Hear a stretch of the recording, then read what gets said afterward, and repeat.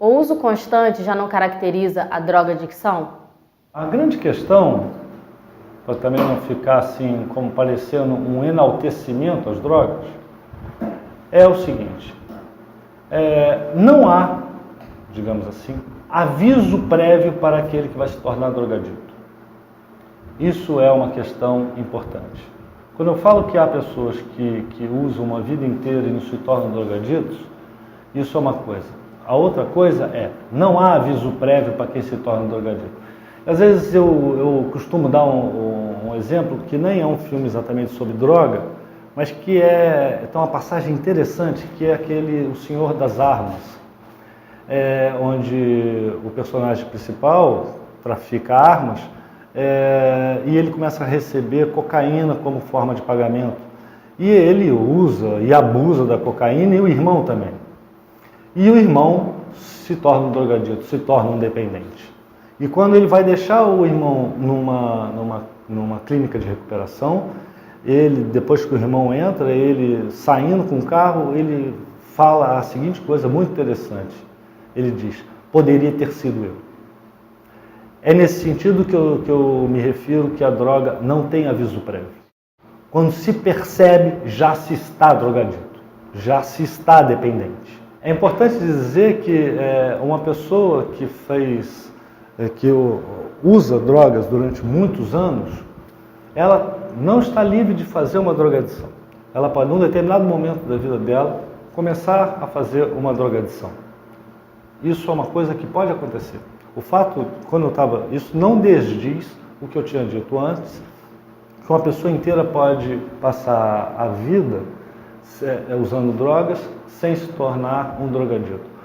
O drogadito é aquele que na verdade, vai ter que usar.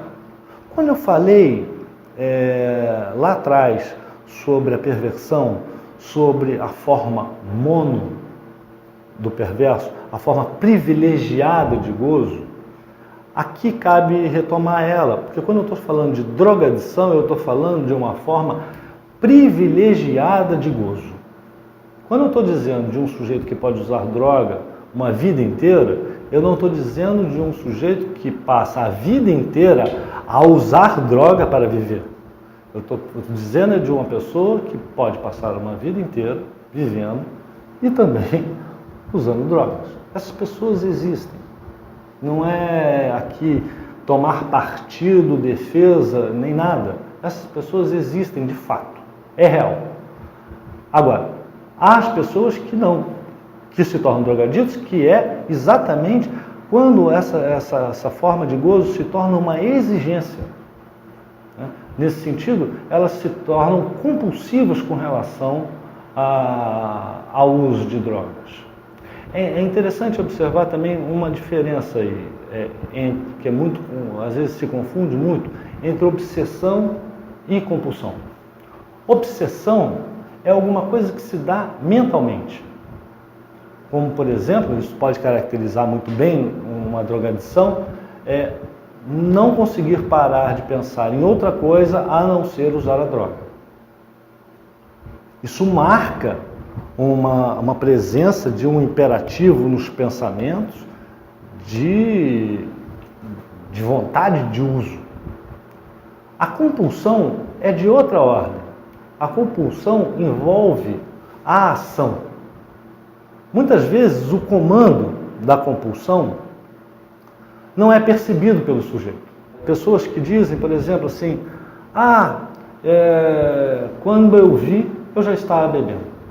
Há outros que relatam, por exemplo, depois, essa sensação desse imperativo, dessa compulsão, que eu falei que às vezes o sujeito nem nota, e eu já ouvi essa expressão algumas vezes, assim, é como se alguma coisa me tivesse tirado do chão e quando eu vi eu já estava usando. E há pessoas que relatam isso de uma maneira bem clara, quando elas falam assim: o pior de tudo é usar sem ter vontade. Isso marca a drogadição.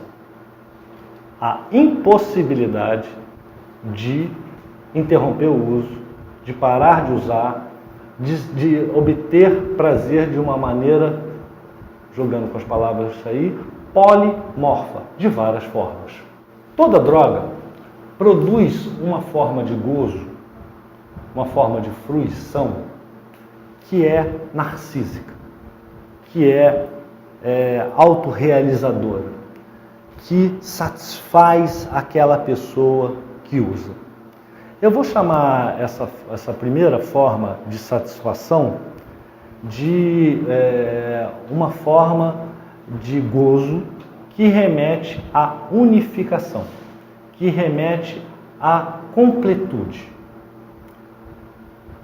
As pessoas, quando usam as drogas, talvez elas tenham esse ponto em comum, seja das mais variadas, a das excitantes, das depressivas, das alterações de humor, enfim, elas têm essa característica de serem boas porque fazem o sujeito se sentir satisfeito, completo, tranquilo, excitado, inteiro. Bom, isso vale para quem usa, para quem abusa e para quem se torna um dependente. A questão da dependência se coloca da seguinte forma, que toda droga, todo esse gozo, toda essa fruição de totalidade e de satisfação, de autossatisfação, ela é transitória. Porque o efeito da droga é transitório. E aí, quando ela passa, se recoloca de novo o que nós vínhamos elaborando a respeito da neurose, por isso a articulação, a falta, o transitório.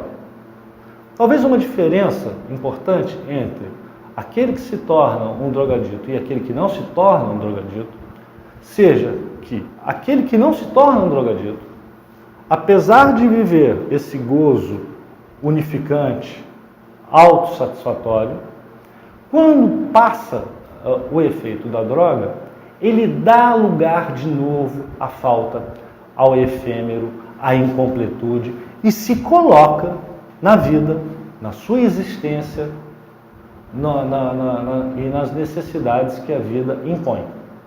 Essa talvez seja uma diferença importante de dizer para aquele que usa a droga ou o álcool e consegue não fazer uma dependência, uma drogadição.